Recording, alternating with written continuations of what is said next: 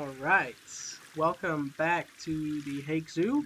My name is Bukorvis, and first of all, I would like to thank everyone for their kind messages and replies on my latest video about the Sahel Pavilion. I really appreciate it, and it's really nice to see and hear that people have used my builds um, as inspiration for their own builds. It's also really cool. So thank you very much for that. Today we're gonna look at a slightly different section within the Hague Zoo. It's also a redeveloped area. So it's an enclosure that was built with a certain purpose, and that purpose has now shifted towards a different species or animal group due to welfare issues or just different views on welfare and animal keeping. So yeah, we're gonna look at that. Um, this used to be the Ratite House and has now been redeveloped into an Australian section. Um, so yeah, let's go. So I had this idea for quite a while, but it was really difficult to find any good references or inspirational photos of an old Ratite house. I knew I wanted to have a building that was slightly inspired by Middle Eastern or North African architecture. So I finally found some inspirational videos or sorry, photos, and started building. So I'm really happy with the results. Um, so it used to house 3 different species of ratites. I'll share a photo of it, of the old builds, on the screen now, so you have a little bit of an idea how it looked. So it had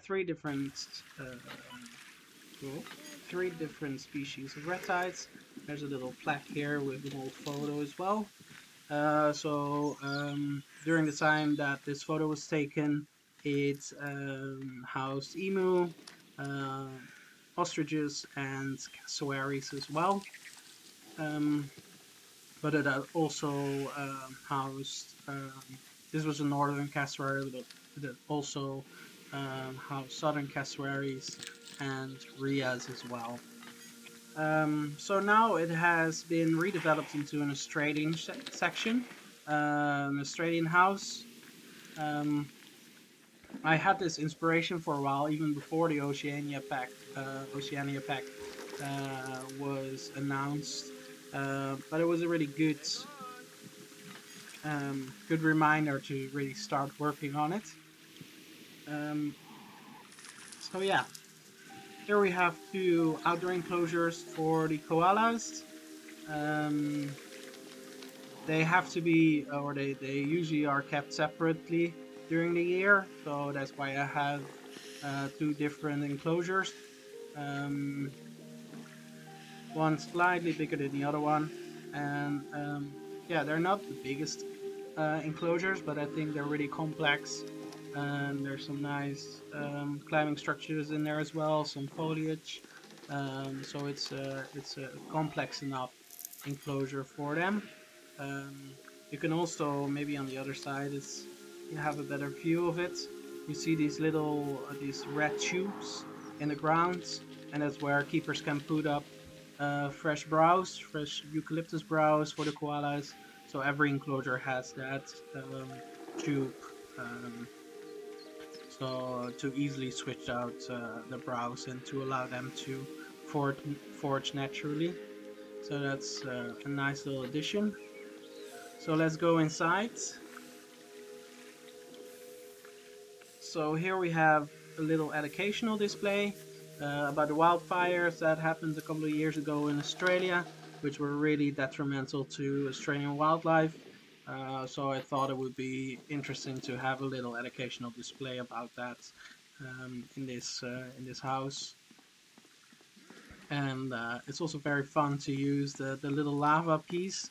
When I got it, I was like, I'm not sure if I'm gonna ever use it, but I think this would was a really nice way to incorporate it into the build. And then here we have the two indoor enclosures. One is nicely posing, so that's good.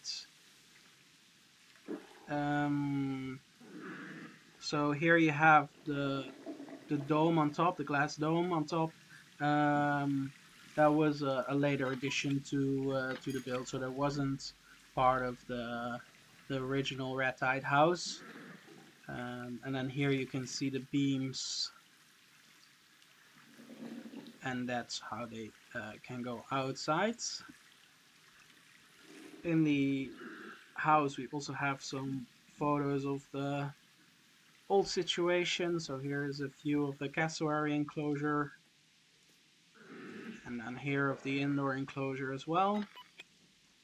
So a nice reminder of what once was, and then a very similar enclosure for the other koala on the other side, and then some nice signage about the Australian wildlife and the wildlife fires that happened. So here on the left is a small Australian aviary. So with gala cockatoos and some golden finches. Nothing too special, but I think it's a nice little addition. So the whole black building that you see here is also was also built when they redeveloped the area. So this wasn't part of the original Ratite House. And then here we have the only animal from the Oceania pack uh, added to this area. So here is the Tasmanian devil enclosure. I'm really happy with how this turned out. It's actually quite big still, and I really like um, the upper level here, so they can utilize that. I think that's really cool, as long as visitors don't put their hands over the glass or stick their hands in. Should be fine. And then on the left side, we have this little wallaby enclosure that stretches all the way till the beginning of the Australian area.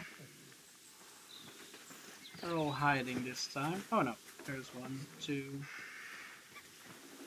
And because it's a very stretched and narrow enclosure, you can really see them well hopping around.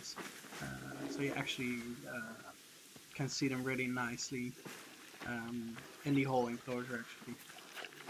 Here, so a small educational display. And then on the right is the indoor area, the indoor viewing area for the Tasmanian devil. Not sure if I'm gonna add some more stuff here or if I'm gonna keep it this way because it's very clean, but on the other side I think it's fine for now at least. So here's a final view of the wallaby enclosure, and then the second Tasmanian devil. Oh, there's one, and a young one as well. So this is the second Tasmanian devil enclosure, mainly because the husbandry guidelines recommend having a an enclosure for all mature individuals, so you can separate them easily if needed. Um, so yeah, that's it. Very small area, but I think I've packed a lot of different animals within the area. Let's quickly check out the behind the scenes, the backstage areas.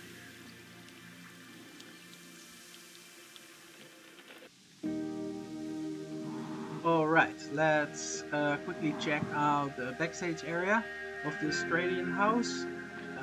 So let's first do the left area. Through the wall, but whatever. So it's very simple. Here on the left, you can enter the koala exhibit. And then on the right, you have a little indoor area for the Australian birds.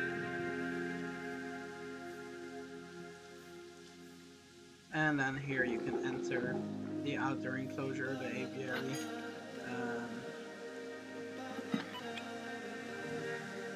Right. If we cross the path, we'll get into the right section. So here you can enter the Tasmanian devil enclosure, the koala enclosure on the other side. Here we have a little food prep area with views of the Tasmanian devil. And then we have 2 indoor enclosures for the Tasmanian devils. Just chillin'. And here you can also enter the second Tasmanian devil enclosure. And that's it. Pretty simple, but it works. So let's go to the front. So thank you so much again for watching. I really hope you enjoyed this next episode of the Hague Zoo and of this new area in the zoo. If you liked it, please comment. I would love to hear what you think about it. Thanks for watching, and I'll see you next time. Bye bye.